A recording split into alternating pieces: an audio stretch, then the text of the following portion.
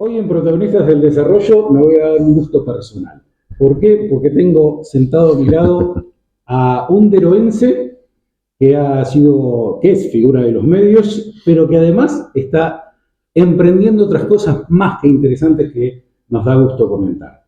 Con nosotros Rubén María Peteco Hermani. ¿Cuánto hace que alguien no me dice Rubén María? Y hace Hola, Martín. Peteco. Bien, 10 puntos. 10 puntos. La verdad, después de un mediodía maravilloso. No contemos porque vamos a tener envidia. No, un mediodía maravilloso. Café por medio, ahora sí que la verdad espectacular. Mejor imposible. Lindo momento de la vida, lindo momento de esta etapa donde yo creo que uno, después vamos a explayarnos en cada uno de los temas si querés, pero uno termina siendo o dándose cuenta a determinada edad que una persona no hace una sola cosa en la vida, no está preparado, aunque uno diga estudié tal cosa o me preparé o me perfeccioné en tal o cual, uno termina siendo como si fuese un multitasking, termina reinventándose, y lo bueno precisamente de poder reinventarse es tener esa posibilidad de hacerlo sin importar la edad. Sin lugar a dudas. Porque eso es lo que te da esa energía, ese backup que vas a necesitar para seguir adelante, para mantenerte activo, rodearte con gente joven, estar en contacto con los chicos, estar en contacto con nuevas tecnologías, estar en contacto con lo que se viene a futuro, con lo que la gente a lo mejor no está ni siquiera charlando, imaginándoselo. Vos ya lo estás viendo, ya lo estás estudiando, ya lo estás analizando, a ver de qué manera lo podés llevar a cabo. Bueno, mi carrera, mi vida, me fue llevando de los medios hasta donde estoy hoy parado. Y eso es algo que me interesa recorrer en ese sentido. Recién estamos charlando con gente que en su mayoría de promedio tiene 30, 40 años. Sí, que me encontré con que sos el hijo de tal, y viendo las caras, digo, sos igual a tu mamá, sos igual a tu papá. Eso quiere decir que uno ha envejecido. Punto uno. Ha recorrido un camino, seguramente. Sí. Llámalo como quiera. Está bueno por ahí ponerlos en contexto, porque es cierto que hace muchísimo te fuiste de Deró. Hace muchos años, y que sos hijo de referentes de Deró, desde la peluquería, desde la educación. Dos personas que entiendo muy queridas y respetadas por muchas generaciones. Mi vieja desde la docencia, en la escuela número 1, en el secundario, infinidad de generaciones que han pasado por su...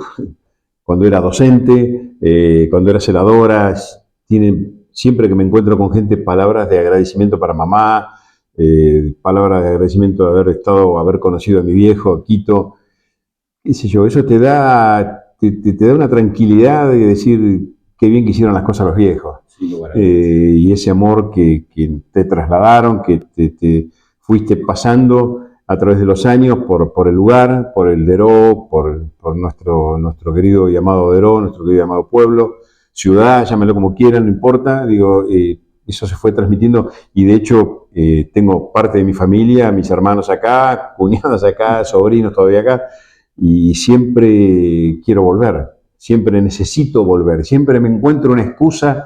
Es más, yo creo que esto que me acabo, después vamos a charlar, de inventar, creo que fue una excusa para volver, para poder seguir viendo Deró, porque digo, al mes que se fueron, primero se fue papá, después se fue mamá, y ya como que te sentís un poco huérfano en unas cosas, y el hecho de tener ahora emprendimientos en Deró y demás, me parece que siempre es lindo encontrar eso para volver. Tal vez la gente recuerda o tiene más en la cabeza a Peteco Hermani como locutor. ¿Cómo inició eso? ¿Cómo nació la semilla de la comunicación en vos? La comunicación nace, mirá, en el año, yo estaba en el secundario cuando empecé a trabajar de jockey con mi gran amigo Daniel Tavares, que no tuvo la mejor idea de meterme en el mundo de la música. Él era de jockey de trova y de cobaco. En esa época habría 3 meses un boliche, 3 meses otro boliche. Algo así recuerdo, puedo estar equivocado. Digamos referencias de lugares. Trova, cobaco. Cobaco. Cobaco estaba lo que es frente a la casa, a la casa de Colombo, el Chalet Colombo, antiguamente, bueno, no creo que no pertenece más a la familia Colombo. Ahí en la esquina estaba, que hay hoy, no lo sé. Newbery y Maipú. Bueno, ponele el nombre vos, que yo no recuerdo. Yo soy de la antigua, o sea, de la época donde uno vivía en Deró por referencias, de a dónde tenés que ir, a tal, al lado de la casa de tal, y ahora la gente nueva me dice, sí, la calle tal, me perdí, decime. Hoy está Carnicería 321. Bueno, Entonces ahí estaba Cobaco y Trova fue un lugar construido especialmente por los hermanos Vigil, en su momento, construido especialmente como boliche bailable. En Reconquista entre San Martín y 25 de Mayo. Bueno, después hubo un turfito, creo, una agencia de caballos, y hoy creo que hay un gimnasio. Exactamente. Bien, ahí era Trova y Cobaco. Entonces yo era DJ 15 años, época todavía militar, sí. Entonces vos no entrabas al boliche si no tenías 18 años. Y ahí nace mi primer amor, para resumir un poco, mi primer amor por la música, por empezar a ligarme con el sonido, con la época de los 80, la época dorada de la música, para mí la mejor hasta el día de hoy. Cuando termino el secundario, mi familia, yo venía desde estudiar tecnicatura en electrónica, la primera camada de técnicos de la escuela técnica que había hecho Pirucha Climen, fue un desarrollo y un emprendimiento de ella hasta donde entendí, después hoy es lo que eso fue la primera semilla de la escuela técnica hoy. Entonces, nosotros salimos egresados en el año 82, los primeros egresados. En la calle Reconquista. La escuela, Rivadavia, la escuela 1 antigua. Exacto. Bueno, ahí salimos, cursábamos a la noche, yo cursaba el secundario normal desde la 1 hasta las 6 de la tarde, y a las 6:30, 7 menos cuarto, entrábamos a la escuela hasta las 10 de la noche. Cursábamos la parte de tecnicatura nada más, que era nuestro profesor, era Pelusa Blanco, de electrónica. Yo ya siempre estuve ligado a la electrónica y siempre estuve ligado a los medios. Y Pelusa fue como, hoy lo veo a la distancia, fue el faro mío en todo, porque fue el faro mío en la electrónica. Después, cuando me interioricé y empecé a querer curiosear y a tener este primer amor con los medios de comunicación, también fue mi referente. Fue un referente Pelusa hoy, lo debo reconocer, un faro en lo que hoy es mi desarrollo de la vida, lo que fue desde que terminé el secundario hasta hoy. Siempre estuve ligado a una persona que fue Pelusa Blanco, Carlos Blanco. Lo quiero, lo amo profundamente y lo respeto profundamente porque me ha enseñado, la verdad, muchísimo, desde lo tecnológico, lo profesional, incondicional estuvo siempre Pelu.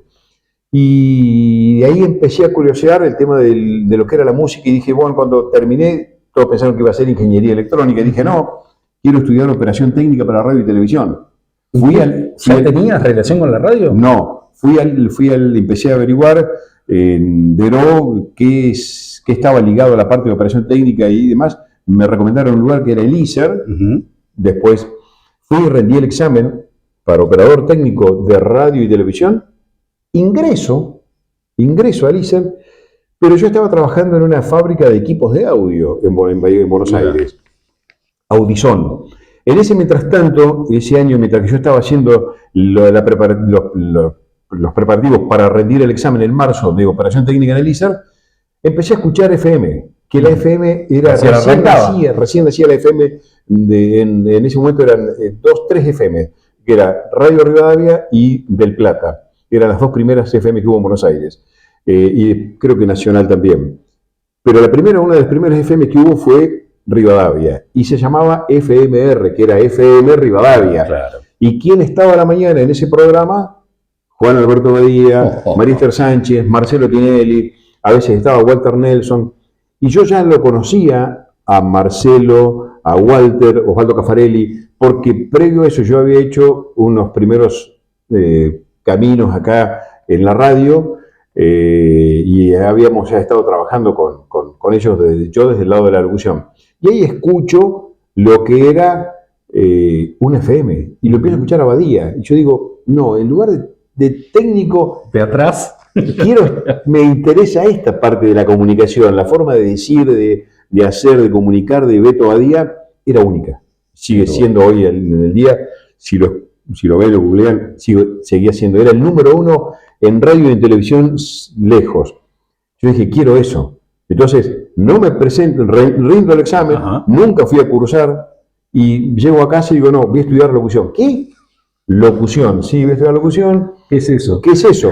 Claro, primer locutor de Dero recibido soy yo. Después vos y creo que Fabián Sierra, después vino Mariano Neme también.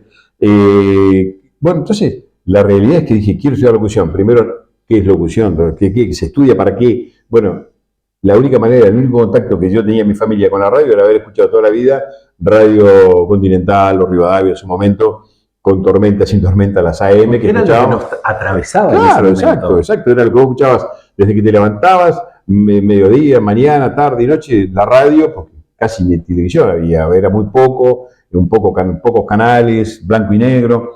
Entonces, todo el mundo se basaba en eso.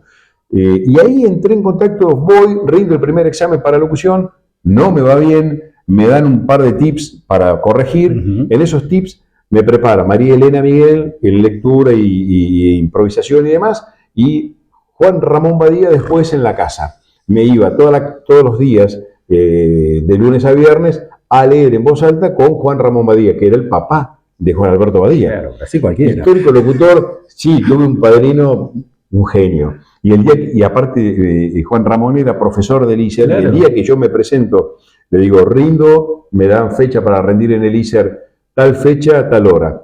Me dijo, bueno, perfecto, dice, allí yo no estoy. Digo, no, Juan Ramón, le digo, ¿cómo que no vas a estar? Al contrario, me transmite tranquilidad, me dice, si yo llego a estar y llegás a entrar, dice, y después se sabe, vamos a quedar mal. Dice, yo ese día no me presento a la mesa examinadora. Claro. Dicho y hecho, llego y tenía 6 locutores históricos de la radio y la televisión, que era la mesa examinadora. Bueno, rindo y entro. Y ahí curso la carrera de locución. Cuando en el ISEN entraban 60 personas de 3.000, 4.000. Sí, 5, 6.000 personas, 7.000 personas fácil, y entrábamos, te diría, sí, 30 personas. Más no. ¿Qué recordás de esa etapa?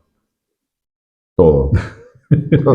Digo, desde lo estudiantil, compañeros y demás, sí, hasta lo vivido en Buenos Aires. Sí, fue la primera época que yo ya estaba más arraigado a Buenos Aires y cursé la carrera en el ISER, ahí pasé por los 315, segundo piso, tercer piso.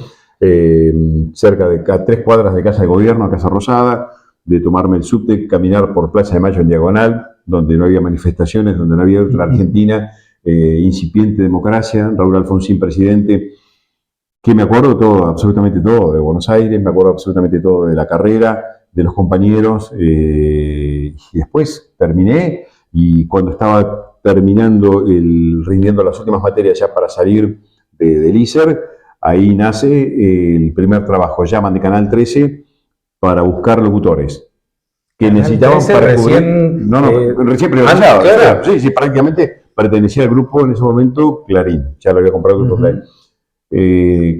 Canal 13 estaba buscando locutores para el verano. Esto era octubre, estábamos rindiendo los finales de locución. Entonces, necesitaban locutores. Vamos, 20 locutores de COSAL y 20 del ISER, más o menos, que eran mayoritariamente varones y no mujeres. Claro. Entonces, de todos quedamos 2. De los 2 del ISER ganamos, digamos, ese concurso de locución, y ahí fue mi primer trabajo. Sin estar recibido, todavía me faltaba rendir la materia de locución ante cámara. Locución ante radio ya lo había rendido, estaba bien, y me faltaba locución ante cámara. Entonces, cuando yo entro a trabajar a Canal 13, todavía no estaba recibido. Me faltaba rendir esa materia. Bueno, la rendí, entré. Pero ya estaba trabajando en Canal 13. Para mí era llegar a Canal 13, ver el mundo de la televisión, el mundo desde adentro. Ese mundo me fascinó, me enamoré a primera vista, igual que me enamoré de la radio. Qué sé yo, es un amor. De todos modos, a ver, entras en un ícono de los medios de comunicación. Sí, arranqué con una vara muy alta. Exactamente, pero sí, has marcado una época en distintos medios. ¿Por qué? Porque yo creo que a nadie que estuvo en Buenos Aires y le decís Radio Horizonte, no recuerda lo que era esa radio, y vos estabas en la noche de Horizonte. Y Horizonte caigo también en un casting, una prueba. Estaban buscando locutores para la trasnoche con locutor, y había pasado para la mañana, había habido unos cambios.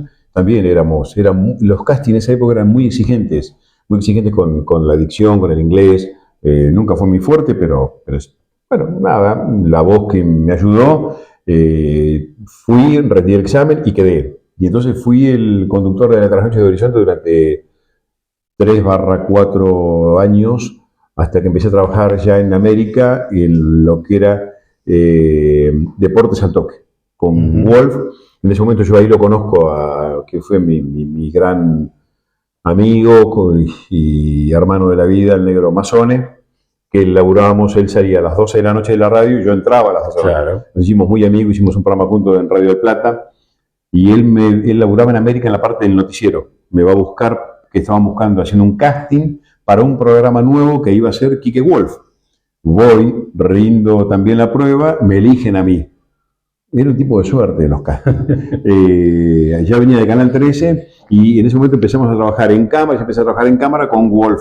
Y ahí arranco la carrera un poco de televisión con Quique. Ese fue el trampolín de fama, podríamos decir. Y ahí después en Horizonte hubo cambios, que ya se estaba hablando que se vendía Horizonte para pasar a ser lo que es hoy Disney, claro. Radio Disney, esa frecuencia de la que está. Entonces aproveché, me dio una propuesta económica buena, alguna que otra desinteligencia también con la nueva jefatura de la radio, que había cambiado. En ese momento la radio era, cuando yo entré, era de Marín / Amalita Fortabat. En ese momento ya se estaba vendiendo, había unas cosas, bueno, nada, cosas de la vida, y terminé yendo Medio Horizonte. Año no me acuerdo, pero podemos averiguar rápidamente. Y ahí empecé ya en América. Después de América pasamos a Telefe, claro, con Deportes al Toque, y bueno, arrancamos un poco la carrera un poco más profesional. Y además de estos medios que decimos, también medios puntuales como Rock and Pop, ESPN. Sí. Radios, te podría decir, pasé por todas.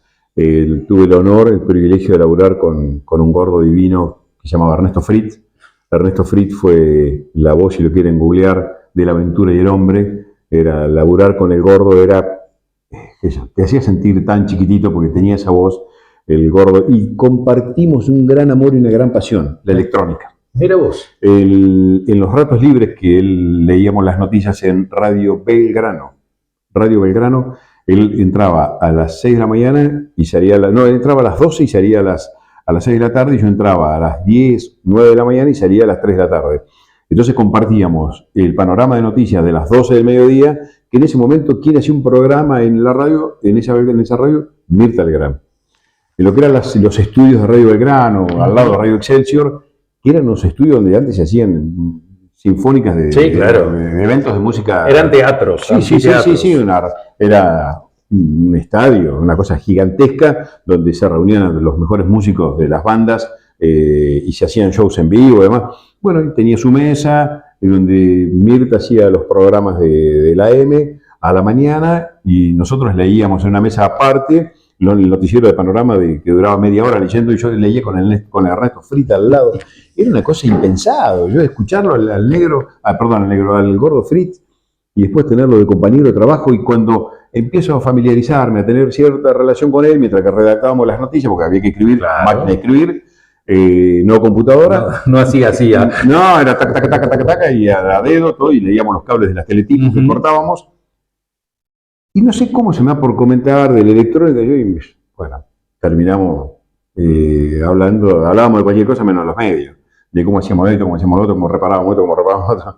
El amor por la electrónica también siempre estuvo ahí dando vuelta en mi vida. Bueno, contame un poco de eso, porque es algo que por ahí no tenemos vos me contaste lo de ESPN. También la vida y la carrera me fue llevando a trabajar como trabajé en prácticamente todas las radios y todos los canales. Trabajé en Canal 7, Canal 2, Canal 11 o Telefe, Canal 13, Artear. Trabajé en todos los medios y trabajé en todas las radios. Después Rock and Pop, lo mismo. Yo estaba haciendo radio en la costa. Hay un llamado para un casting en Rock and Pop. Vuelvo de la costa, me llaman y estaban buscando para hacer la parte de artística / locución comercial de todo el grupo de la radio, de todo lo que era Rock and Pop. ¿Cuándo Rock and Pop era la radio? No, olvídate, era la radio, sí.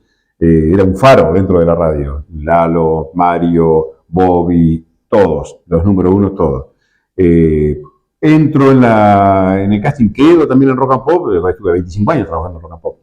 También en ese momento pasó algo en el año 2001, se decide grabar en la Argentina porque convenía grabar en la Argentina por la debacle económica y no traer el material de afuera. Entonces hay un casting en ESPN y entro a grabar en ESPN toda la parte de Neutro, Latinoamérica. Entonces, claro. el Tero Martínez Puente, otro grande referente, hacía la parte de Argentina y yo hacía la parte de Neutro. Hasta que en algún camino, después con el tiempo, se fueron unificando los dos trabajos y los dos hicimos todo. De hecho, el Tero sigue y yo me fui de ESPN ya hace nada, muy poquito. Empecé a tomar otros caminos. Sigo trabajando en los medios, sigo ligado a los medios, agencias, productoras, radio y DirecTV y demás, pero como que cada vez le estoy dedicando menos tiempo porque sí, esa lucecita de la electrónica, de la comunicación, se fue mezclando en mi vida y fue apareciendo ahora desde la tecnología que siempre quise y fue mi vida. Fui muy curioso de saber cómo funcionan las cosas y me fui ligando ahora con el tema de energía fotovoltaica, energías renovables, domótica, y fui incorporando cosas. Bueno, llegué hasta el día de hoy. Antes de meternos en ese capítulo que me parece hiper interesante, me gustaría saber cómo se vincula toda esta rama artística de la cual estamos hablando a lo comercial, porque en definitiva vos también tenías que vender tus servicios, más allá de los cantes y hacer las cosas bien. Y bueno, tenés que el locutor en algún punto es un vendedor. Tenés que saber vender, diferenciarte de cómo lo dice el común denominador, una marca, un producto, tenés que diferenciarte y decirlo de otra manera. Entonces, esa venta, ese marketing encubierto que le pones cuando vendés un producto, te sirve para vender, y si lo aplicás, si sos un poco entrador, un poco charlatán y tenés esa herencia de mi viejo que hablaba hasta con una pared, y el bagaje que uno fue incorporando de los medios, esa soltura que te va dando los medios para relacionarte, para hablar, esa caradurez, esa forma que tenés que tener de pasar puertas y puertas y puertas y golpear y golpear y golpear y golpear, y vos sabés que se te cierran, vos sabés que cada vez son más difíciles de abrir y tenés que seguir y seguir y seguir. Y bueno, esa insistencia me fue llevando a llevar a lo que soy, mi vida, de caradura, de poder hablar y poder vender un producto y poder enseñar.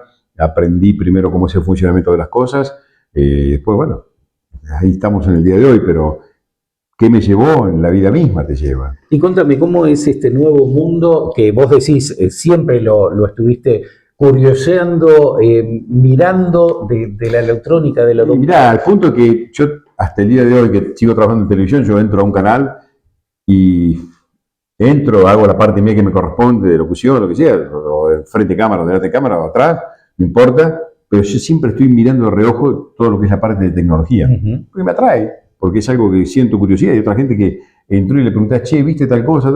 ¿Qué? Bueno, claro. Yo me fijo en esas cosas y hablo más con la parte de los chicos del departamento técnico que no con la parte de artística, por decirlo.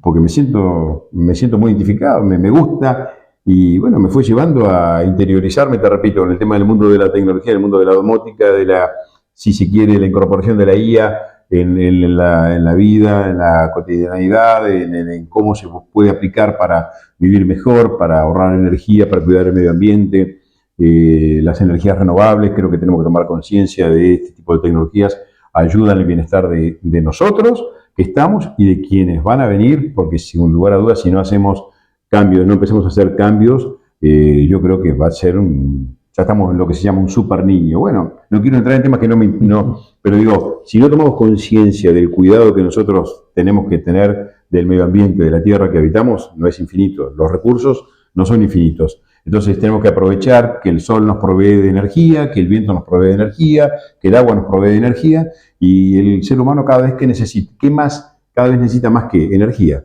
¿Cómo lo podemos obtener si no es con fósiles, quemando, intoxicando y contaminando? Entonces, bueno, de ahí que esas energías renovables limpias y la domótica son cosas que van muy de la mano. Por eso cuando le planteo esto a Luisito Santuzzi, me dijo, si hay alguien que encara de frente un tren, como el Zorrino, ¿no? Entonces me dice, ya, hagámoslo.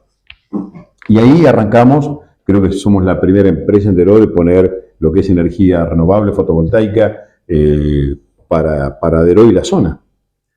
¿Algo estás haciendo en Buenos Aires más vinculado con el tema de domótica? Lo mismo, una cosa lo llevo para Buenos Aires porque tiene a lo mejor más consumo en Buenos Aires, el tema de domótica, En Deró, la zona del interior, ahora se está empezando a mover los arquitectos. ¿Quiénes son los que te abren las puertas de las casas? Son los arquitectos, o algún curioso, algún dueño curioso más joven. Pero el mundo de la domótica es algo relativamente nuevo, aunque ya tiene sus cuantos años en el mundo. En la Argentina recién ahora empieza la gente a tomar conciencia, ni siquiera sabe lo que es domótica. Es la posibilidad de manejar desde un celular todo lo que es tu casa, desde las cámaras, la alarma, la iluminación, el riego, todo, absolutamente todo, la calefacción, la climatización en general, el riego, el mantenimiento de la piscina. Todo se puede hacer desde el celular de cualquier parte del mundo. Puedes interactuar con tu casa continuamente. En ese sentido, decía, tal vez en Buenos Aires haya un terreno más fértil. ¿Hay que evangelizar acá en Deró o en la región? Sí. Primero hay mitos que esto es caro, que esto... No. Es caro, imposible. Cualquier casa se puede hacer, cualquier lugar se puede implementar. Lleva más tiempo, menos tiempo de estudio, sí, pero se puede hacer. Igual que la energía fotovoltaica, cada vez veo más, porque antes parecía que todo era gratis. Y no es gratis. La energía no es gratis. Alguien le tiene que pagar. Bueno, ahora se está cobrando, entonces ya el que antes consumía determinada cantidad de energía, ahora ya le duele pagar por mes tanta plata. Entonces, ¿cómo podemos esto llevar a un puerto? Bueno, energía solar renovable, energías limpias, sanas, donde se instalan. Entonces, cada vez estoy viendo yo en los countries, o en los barrios, más colocación de paneles, de equipos para el día a día. Y entonces, primero costo cero, amortizar la inversión en 2 años, 3 años. Y te cierra por todos lados. Recién hablabas de aquellos que les cuesta en el bolsillo el consumo energético, pero hay en esta región fundamentalmente aquellos que ni siquiera lo tenían. Es decir, un campo, un tambo, una extrusora. Bueno, pero hoy está perfecto. Hoy por hoy la tecnología, no te olvides que hasta hace muy poco, si vos vivías en el medio del campo, estabas totalmente olvidado del mundo. Olvidado, no importa cerca de qué ciudad estuviese, estabas olvidado. Si no tenías internet y si no tenías luz y el grupo electrógeno, bueno, ahora puedes tener internet, luz, por costo bajísimo, y puedes estar conectado en el mundo de la misma manera que están conectadas las grandes ciudades. De hecho, la tecnología ya, la siembra, la cosecha, la fumigación se hace con drones, con robots, con cosechadoras autónomas. Durante las 24 horas no necesita que haya sol, que haya no. Funciona igual solo, por radares, por sistemas satelitales, por geoposicionamiento, los drones lo mismo, y la domótica tiene que ver también con todo eso. Entonces vos podés tener el control de tu campo, del riego, de la alimentación del ganado, de un tambo, todo a través de la domótica, y de cámaras, y de todo eso lo vas a ver a través de internet, con una antena que va al satélite y vos estás en tu casa, y antes viajabas 10 veces por semana al campo a ver si andaba, si el ganado tenía agua, y hoy no tenés que ir. Hoy no hace falta que vayas. Entonces, la tecnología te permite ese acercamiento a cortas distancias. La tecnología a cortas distancias hace que vos ahorres energía, hace que vos no vayas tantas veces al campo a visualizar, a ver, a controlar. Lo puedes controlar todo vía cámaras. Entonces, todo eso lo puedes tener en el celular, y desde la domótica puedes tener el control absoluto de todos los lugares del campo, desde la alimentación, desde los bebederos, desde las bombas sumergibles solares. Y hay muchas cosas que fue cambiando, y la gente va tomando conciencia y va interpretando y va entendiendo, y sobre todo las nuevas generaciones que se van haciendo cargo de los campos o de los lugares o de los establecimientos, y cada vez de a poco los medios van abriendo más este tipo de notas y demás a que se conozcan, se lleven a cabo estas tecnologías, que la gente le pierda el miedo. Claro, porque ya hay gente que dice, no, yo estoy pensando en comprarme un robot para traerlo a mi casa a que empiece a hacer las tareas. Y digo, decir, ¿cómo? ¿Un robot? Sí, los venden en Mercado Libre, no en Mercado Libre, pero los venden en China, y te lo envían y pesa 50 kilos, llega una caja, lo armás y lo pones en funcionamiento y funciona en tu casa. Y te ayuda en un montón de actividades. ¿Cuánto vale? Y vale $5.000. ¿A cuánto estamos de que llegue a que sea más? Nada, 2 años. Yo Robot está a la vuelta de la esquina. Se me ocurre preguntar desde el lado humano qué cambió entre ese peteco que negociaba con los directores artísticos o de recursos humanos de los medios al que hoy negocia con los proveedores de energías renovables. Nada, no cambió nada. No cambió nada. Uno se tiene que ir adaptando. Yo por eso arrancamos el multitasking. Yo creo que había cosas dormidas, células dormidas mías, de la electrónica, de la curiosidad, mientras que fui avanzando en los medios por la avenida, porque me entró mucho, ganaba mucho, viví muy bien, me fue muy bien, pero los medios fueron cambiando. Y cuando a vos te cambian la música, si estás bailando un rock y te ponen un tango y seguís bailando rock, hay algo que no coordina. Vos decís, che, ¿están todos locos? No, bueno, si te cambiaron la música, cambia de ritmo y me empezaba a bailar otra cosa. Totalmente. Yo creo que los medios fueron cambiando, el streaming le ayudó mucho a que haya grandes cambios en los medios, ya no son los mismos las radios, no se valorizan un montón de cosas, no se pagan un montón de cosas que antes se pagaban, la IA está reemplazando prácticamente voces, doblajes, no hay regulaciones todavía en la Argentina, en otros países sí. Entonces, es como que de a poco se te van cerrando determinados caminos que antes era más ancha la avenida. Se fue ensanchando, se fue achicando. Entonces, tenés que negociar de la misma manera que yo negociaba antes con un director artístico, con alguien de recursos humanos, determinados trabajos, condiciones laborales, y ahora negocio desde mi lugar para cuidar mi propia empresa, si se quiere. Contame lo hablamos en algún momento, ¿qué te dio Deró para triunfar en Buenos Aires y qué te da Deró hoy para volver? No, ¿qué te da Deró? Deró te da como lo que te puede dar cualquier pueblo, el conocimiento de que acá uno tiene que hacer todo. En Buenos Aires uno como que, no quiero ni hablar ni bien ni mal de un lugar, ¿no? Porque pertenezco a los dos lugares y de los dos lugares saco cosas muy positivas.